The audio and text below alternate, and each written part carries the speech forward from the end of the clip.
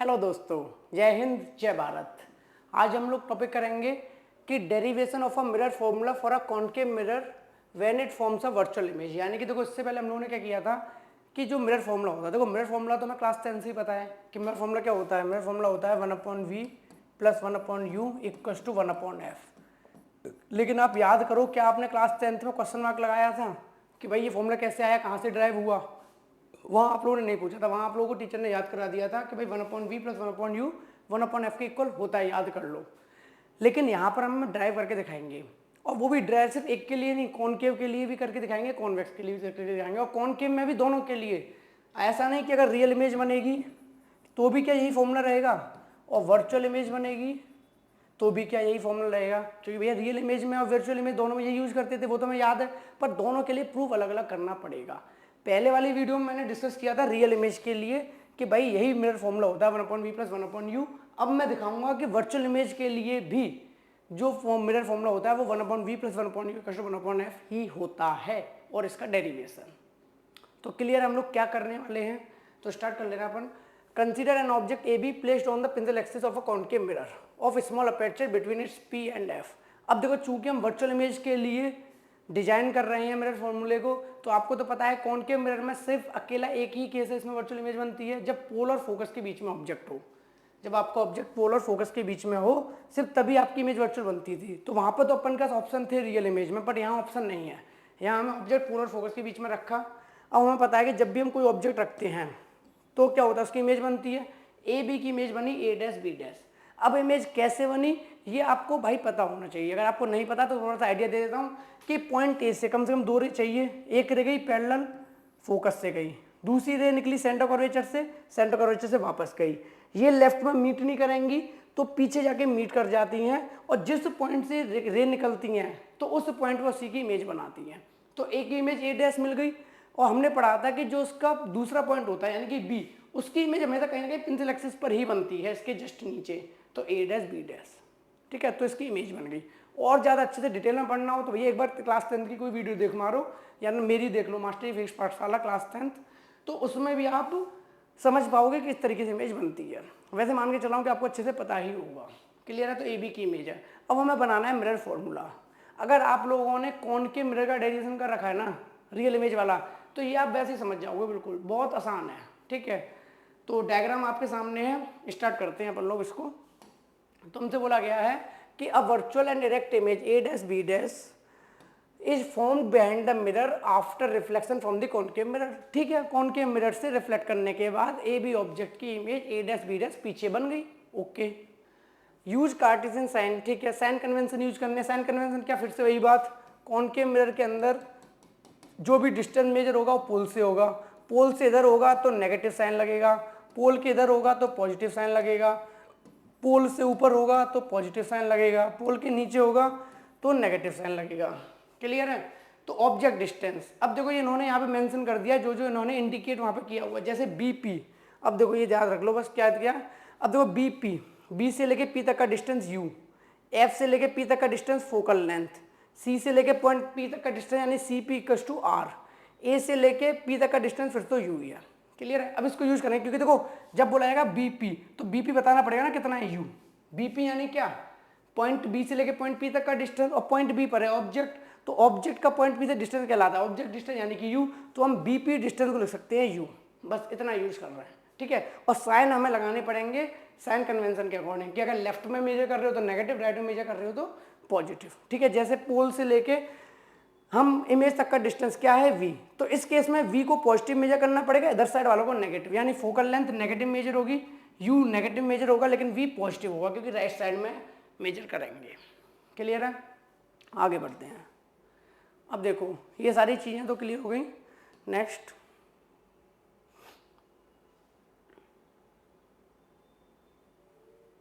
Now triangle A B C and A dash B dash therefore. अब फिर से वही कहानी शुरू होगी जो हमने वहाँ कॉनकेव मिरर में रियल इमेज के लिए की थी। मैं आपको डायग्राम बना देता हूँ, थोड़ी क्लैरिटी आ जाएगी। देखो ये कॉनकेव मिरर है, ठीक है, ये आपका यहाँ पे मान लो फोकस है, यहाँ मान लो सेंटर ऑफ कर्वेचर है। आपका ऑब्जेक्ट कहाँ रखा है, पोल और फोकस के बीच में। ये है ए बी। यहाँ मैं बनाऊंगा नहीं, इमेज कैसे बनेगी रे नहीं निकालूंगा, डायरेक्ट इमेज बना रहा हूँ क्योंकि मुझे कॉन्सेप्ट समझाना है, ट्राइंगल वाला ए डैश बी डैश, ठीक है। अब देखो ध्यान से समझना, अब क्या करें हम, अब यहाँ पे उन्होंने बोला ट्राइंगल ए बी सी ले लो। कौन कौन सा ट्राइंगल, ए बी सी, यानी यहाँ से ए बी सी एक ट्राइंगल ले लो, ये वाला ए बी सी ले लिया, ए बी सी ट्राइंगल ले लो। दूसरा ले लो A dash B dash C, A dash B dash C, यानी यहाँ से ठीक है, A dash B dash C dash, B dash ये हो गया, A dash B dash C और एक ए बी सी, ये दोनों ट्राइंगल ले लिए। दोनों ट्राइंगल दिख रहे हैं आपको अच्छे से, देखो ए बी सी ये ट्राइंगल और ए डैश बी डैश सी ये ट्राइंगल।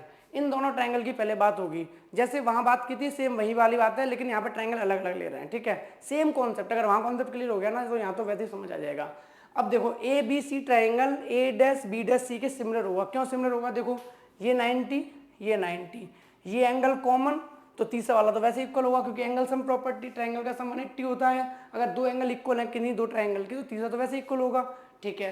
तो A B C A dash B dash C dash, इसके क्या हो गया, सिमिलर हो गया, दोनों ट्राइंगल सिमिलर हो गए, तो वही लिखा है A B C similar to A dash B dash C dash.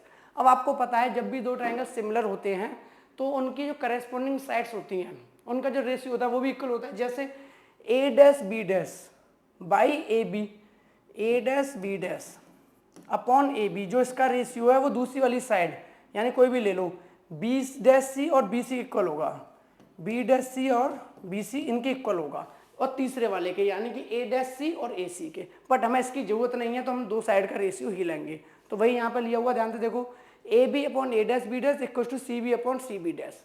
अब इसको हम लिख लेते हैं, ए बी को क्या लिख सकते हैं, तो ध्यान समझना, ए बी को क्या लिख सकते हैं हम, A B upon A dash B dash, A B upon A dash B dash को ऐसे ही छोड़ दो, A B upon A dash B dash, ये तो ऑब्जेक्ट की हाइट हो गई और ये इमेज की हाइट हो गई, इसको यहीं छोड़ देते हैं।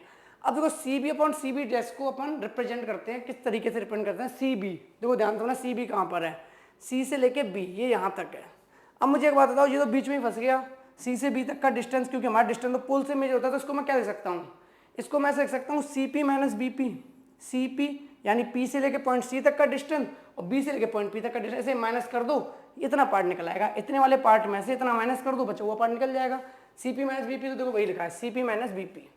सी बी डैश को क्या लिख सकता हूँ मैं, सी बी डैश ये है, इसको क्या लिख सकता हूँ, देखो C P plus add B dash P, भाई इतना पार्ट प्लस इतना पार्ट तो पूरा पार्ट मिल गया, तो वही लिखा है C P plus P B dash, कोई दिक्कत, ठीक है। अब आगे लिख लेते हैं, सी पी, सी से लेके पॉइंट पी तक का डिस्टेंस, सी क्या है यहाँ पे, centre of curvature, centre of curvature का पॉइंट पी तक का डिस्टेंस क्या होगा, रेडियस ऑफ कर्वेचर यानी कि आर, तो यहाँ पे लिख देंगे हम सी पी को, सी से लेके पॉइंट पी तक का डिस्टेंस आर, और आर किसके इक्वल होता है, 2f के, आर किसके इक्वल होता है, 2f के, तो सी पी को हम लिख सकते हैं आर और आर इक्वल होता है 2f के, तो यहाँ लिख दिया 2f, और माइनस साइन क्यों आया, क्योंकि डिस्टेंस इधर मेजर हो रहा है, ये आर भी तो माइनस का आएगा, तो आर माइनस का तो 2f भी माइनस का, ठीक है, तो यहाँ पे माइनस का 2f आ गया। बीपी, अब देखो बीपी ये डिस्टेंस यानी ऑब्जेक्ट से लेके यहाँ तक का डिस्टेंस, बीपी क्या होगा, u, वो भी माइनस का, अब एक माइनस फॉर्मूले में है तो क्या बन जाएगा, ये बन जाएगा तुम्हारा r माइनस माइनस का u, इसीलिए माइनस माइनस हो जाएगा प्लस,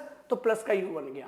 तो क्लियर है कैसे आ गया, माइनस का 2f प्लस u, r की जगह 2f आ गया, और u का माइनस क्यों नहीं आया, वैसे तो u मैंने नेगेटिव लिया, बट u का नेगेटिव और माइनस ये वाला नेगेटिव नेगेटिव नेगेटिव हो गया पॉजिटिव, तो माइनस 2f प्लस u, नीचे आ जाओ, सीपी, सीपी को क्या लिख सकते हो वापस से, माइनस का 2f P B, point P से लेके बी तक का डिस्टेंस, बताओ ये क्या है, इमेज का पोल तक का डिस्टेंस, ये आपका इमेज डिस्टेंस है यानी कि v, और v कैसा लेना पॉजिटिव, तो minus 2f plus we, equation 1। यहाँ तक क्लियर है, यानी यहाँ पे इक्वेशन 1 मैंने रोक ली, A B upon A dash B dash equal है माइनस का 2f plus u upon minus का 2f प्लस वी, इक्वेशन 1। अब ट्राइंगल चेंज करना है, अब ये ट्राइंगल नहीं लेने, तो इसे रफ कर देता हूँ। अब सेकंड हमें दूसरा ट्राइंगल लेना है, दूसरी इक्वेशन बनाने के लिए, अब उन ट्राइंगल को बताता हूँ, उन्हें समझाता हूँ, ठीक है। देखो फिर से अब दूसरे ट्राइंगल लेंगे, कौन कौन से लेंगे वो देखते हैं। हमने बनाया कॉनकेव मिरर, ठीक है, कॉनकेव मिरर बनाया, यहाँ हमारी इमेज बनी ए डैश बी डैश, यह हमारा फोकस था, यहाँ मान लो फोकस था, ये मेरा ऑब्जेक्ट था ए बी, ये मेरा सेंटर ऑफ कर्वेचर था, ठीक है। अब देखो कौन से ट्राइंगल लिए, एम पी एफ, तो देखो एम पॉइंट कौन सा है, एम पॉइंट कौन सा है आपका, यहाँ से जो रे ऑफ जाएगी, यहाँ पे मान लो एम पॉइंट पर रे जा रही है, ठीक है। तो हमने डायग्राम ऐसे बनाया था, यहाँ से रे ऑफ लाइट पैरेलल गई थी तो फोकस से गई थी, और दूसरी रे ऑफ लाइट मैंने कहाँ से मान ली थी, मैंने माना था सेंटर ऑफ कर्वेचर से जा रही है, तो वो सीधी यहीं से वापस हो जाएगी, इसीलिए मैंने उसको आगे बढ़ा दिया, पीछे मिलेंगी नहीं तो आगे मीट कर जाएंगे, वहाँ इमेज बन गई।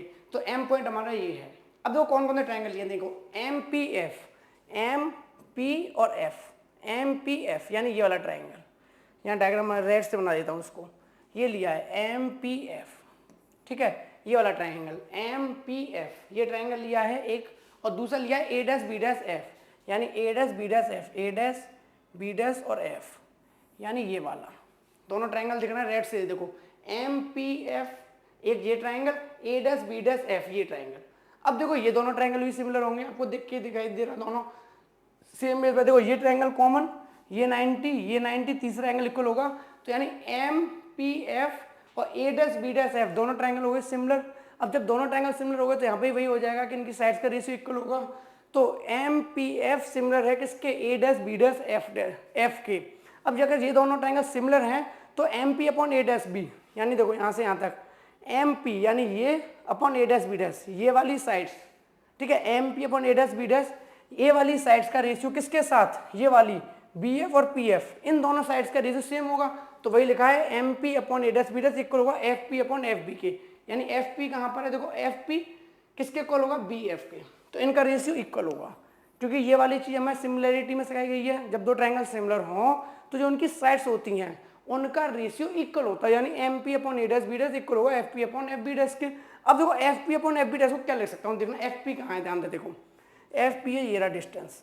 अब फोकस से लेके पॉइंट पी तक का डिस्टेंस क्या होता है, आप बताओ, फोकल लेंथ, फोकस से लेके पॉइंट पी तक का डिस्टेंस क्या हो जाएगा, फोकल लेंथ, तो एफ पी की जगह क्या लिख दिया, देखो माइनस का एफ, क्या लिख दिया, माइनस का एफ, और एफ पी, एफ से लेके पॉइंट पी तक का डिस्टेंस, तो ये तो फोकल लेंथ है माइनस का पी बी डैश, यानी पॉइंट पी से बी डैश यहाँ तक का ये डिस्टेंस, पी से लेके बी तक का डिस्टेंस क्या होगा, इमेज डिस्टेंस यानी कि वी, ये पॉजिटिव होगा तो minus f plus we equation 2, यहाँ तक क्लियर है। इक्वेशन 1 अलग ट्राइंगल से बनी, इक्वेशन 2 अलग ट्राइंगल से नहीं। अब देखो ध्यान से देखना, A B upon A dash B dash और A B upon A dash B dash, क्या ये दोनों सेम है कि नहीं, अगर A B upon A dash B dash, A B upon A dash B dash इसके इक्वल है तो क्या ये दोनों आपस में इक्वल होंगे, नहीं होंगे, बिल्कुल होंगे। तो फ्रॉम इक्वेशन 1 एंड 2 हम क्या बोल सकते हैं, minus two f plus u upon minus two f plus v equal होगा minus f upon minus f plus v के।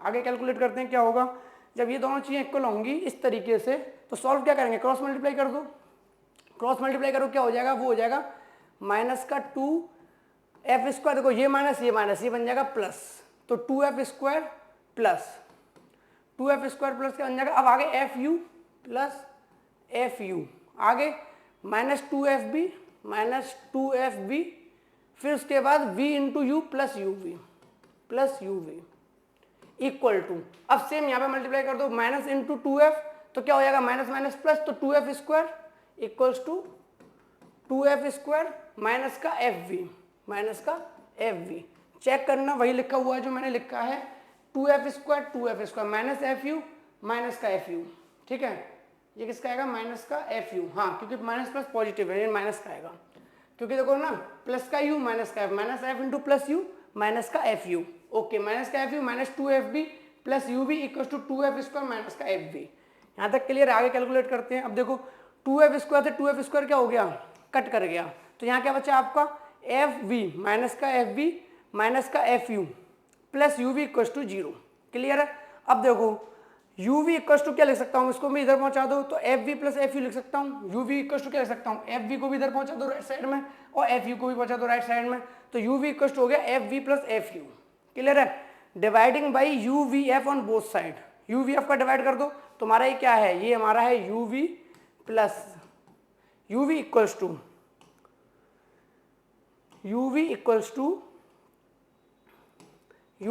टू है मेरा f we plus F u. अब किसका डिवाइड करना है दोनों तरफ, यू वी एफ का, यहाँ भी यू वी एफ का, यहाँ भी यू वी एफ का, तो देखो v से v कट गया, f से f कट गया, f से f कट गया, u से u कट गया, तो क्या आ गया, और uv से uv कट गया, तो 1/f equals to 1/u plus 1/v। तो वही आ गया कि भाई कॉनकेव मिरर के अंदर अगर आपकी इमेज वर्चुअल बन रही है तो भी mirror formula 1/f equals to 1/u plus 1/v ही रहेगा। तो यहाँ से ड्राइव हो गया कि this prove the mirror formula for a concave mirror when it form a virtual image, यानी जब वो वर्चुअल इमेज बनाएगा तो जो कॉनकेव मिरर का फॉर्मूला है वो कितना रहेगा, यही रहेगा जो कॉनकेव मिरर के अंदर रियल इमेज के बनाने पर था, यानी रियल इमेज बनी थी तब भी क्या था, mirror formula 1/v + 1/u = 1/f। Virtual image बनी तब भी क्या है, 1/v + 1/u = 1/f। यहाँ तक क्लियर है। तो आपका मिरर फॉर्मूला हमने ड्राइव कर दिया कॉनकेव मिरर के अंदर, रियल इमेज के लिए, वर्चुअल इमेज के लिए भी।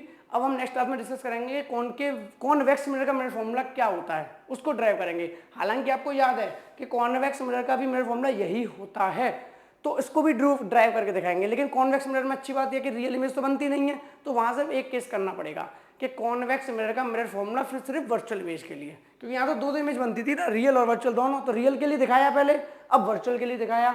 और कॉन्वेक्स मिरर में एक ही बार शो करना है कि मिरर फॉर्मूला ये होता है। क्लियर है?